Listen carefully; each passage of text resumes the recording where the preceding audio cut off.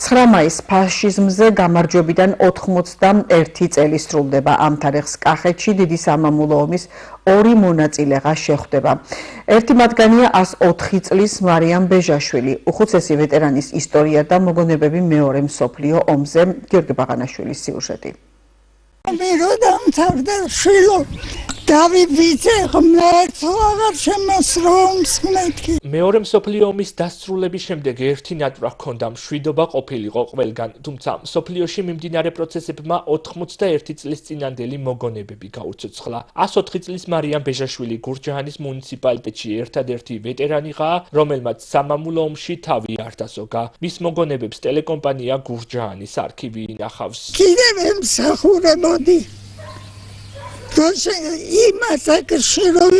ომ გამოვლილი ქალბატონის მოგონებები მძიმედ გასახსენებელია. პროფესიით ექთანი ფრონტის წინახაზე 19 წლის ასაკში წავიდა და უკან ერთი წუთი არ დაუხევია. 3 წლის მანძილზე დაჭრილებისა და დაშავებულების გადარჩენას ცდილობდა. რაც ვაკეთებდი და უშარი ვიღავი, როგორც დავამთავრე, მე მიყვარდა მედიცინა, ხალხის მომსახურება და ვემსახურებოდი ხალხს.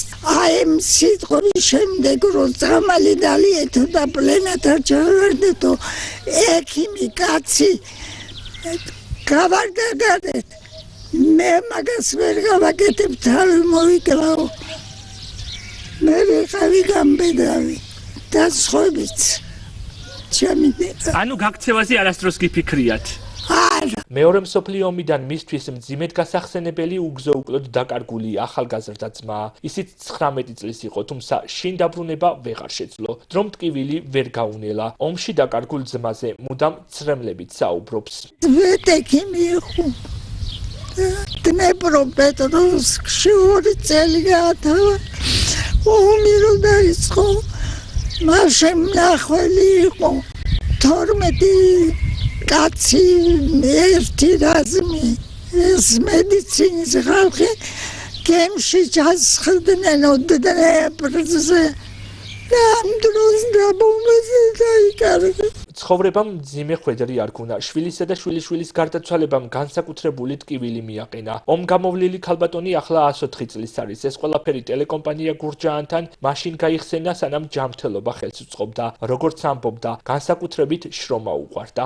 შრომა მიყვარდა თავადანო.